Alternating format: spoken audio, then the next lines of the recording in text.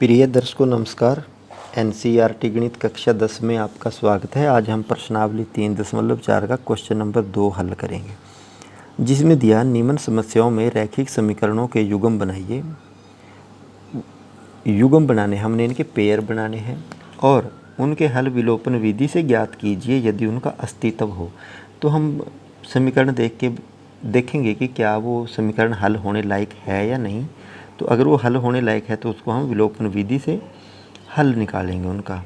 और ये रैखिक समीकरण है और इनके पेयर बना लेने हमने।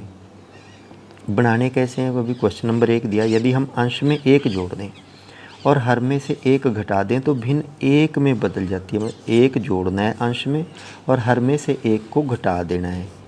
ये 1 जोड़ना है और 1 घटा देना है तो भिन्न हो जाती है 1। और फिर दूसरी कंडीशन क्या कह रहा है वो, यदि हर में 1 जोड़ दें। अब उसने अंश में कुछ नहीं जोड़ा, सिर्फ हर में 1 जोड़ा है तो यह 1/2 हो जाती है। तो वह भिन्न क्या है, इसको हम हल करते हैं। अब हमको ना अंश पता है ना हर पता है, लेकिन ये पता है कि ये जो समीकरण जो होती है, जो भिन्न होती है, वो P/Q की फॉर्म में होती है, बटे में होती है। P/Q ऐसे फॉर्म में होती है, P/Q की फॉर्म में। तो मेरे को मानना पड़ेगा, माना भिन्न का अंश है। अब मुझे नहीं पता कि भिन्न का अंश क्या है, तो मैंने उसको x मान लिया और भिन्न के हर को मैंने y मान लिया। अब क्या करेंगे हम, प्रश्नानुसार क्या हुआ तो यहाँ लिखेंगे प्रश्नानुसार। वो ये कह रहा कि ये तो भिन्न होगी, x भिन्न क्या होगी, x/y होगी। लेकिन वो कह रहा कि अंश में 1 जोड़ दें। तो प्रश्नानुसार अंश ये है और हर ये है, और अंश में 1 जोड़ दें तो ये 1 जोड़ दिया।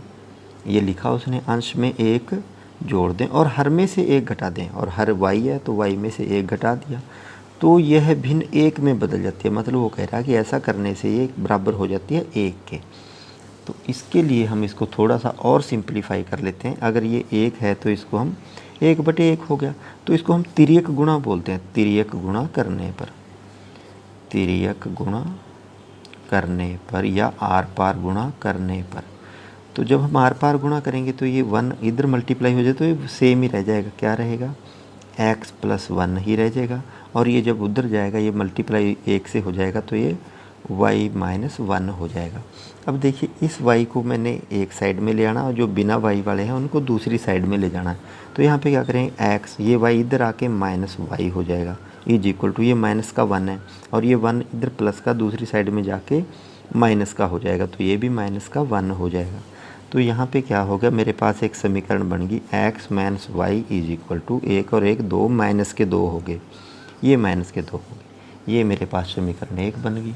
इसी तरह से दूसरे में क्या कह रहा है, दूसरी कंडीशन क्या कह रहा है वो, कि ये देखिए दूसरी कंडीशन में कह रहा कि यदि अभी अंश में कुछ नहीं जोड़ना, यदि हर में 1 जोड़ दें तो 1/2 हो जाती है। तो हम क्या करेंगे, x/y प्लस 1 हर में जोड़ देंगे और बराबर 1/2 के कर दें। कैसे, जैसे देखिए, तथा, यहाँ तथा लिखेंगे x/y। अब अंश में कुछ नहीं, वो कह रहा है हर में 1 जोड़ दें, हर में 1 जोड़ दिया तो यह जो समीकरण है यह 1/2 में बदल जाती है। ये जो भिन्न है ये 1/2 में। अब फिर इसको तिर्यक गुणा करेंगे हम। तिर्यक गुणा या क्रॉस मल्टीप्लिकेशन या ऐसे आर पार गुणा बोलते हैं इसको। तिर्यक गुणा करने पर, आर पार गुणा बोलते हैं। तो 2 × x ये मल्टीप्लाई हो जाएगा तो ये तो 2x हो जाएगा, इज इक्वल टू ये y+1, जब इससे गुणा होगा तो ये y+1 ही रह जाएगा, y+1 हो जाएगा। अब इस y को हम इधर ले आएंगे तो ये क्या बन जाएगा, 2x - y is equal to 1 हो जाएगा। अब ये समीकरण 2 बन गई। अब ऐसा होने से क्या, हम इस समीकरण और इसको हम सोल्व कर लेंगे। इसको हम नीचे ले आते हैं, कैसे, x - y is equal to -2, ऐसे हमने कर लिया इसको। ये समीकरण 3 लिख लेते हैं हम इसको। अब क्या करेंगे, देखिए जब चिन्ह बराबर के होते हैं और ये आपस में बराबर होते हैं तो इसको हमने कुछ नहीं करना होता, इसको जोड़ने से। जब हम इसको जोड़ेंगे, नहीं इसको हम घटाएंगे क्योंकि ये चिन्ह बराबर हैं, सेम है। तो ये क्या, समीकरण 2 - 3, 2 - 3 करेंगे इसको।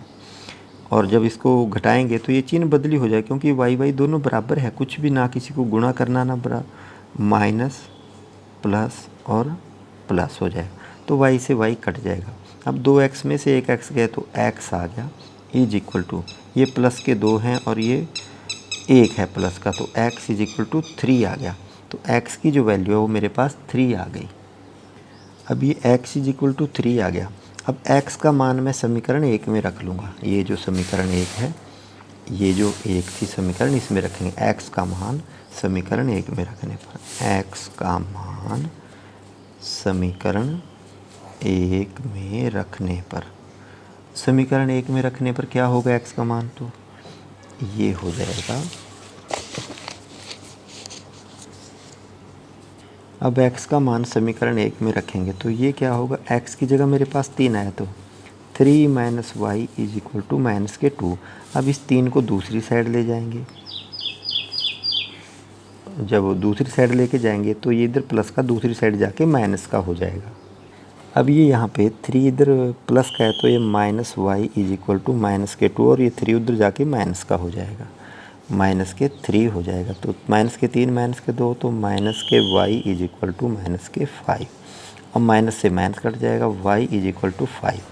तो हमारे पास जो भिन्न बनी थी तो हम लिखेंगे आता है भिन्न, भिन्न है क्योंकि x की वैल्यू मेरे पास आई है 3 और y की आई है 5, और ये हमने माना था x अपॉन वाई माना था इज इक्वल टू 3/5 है।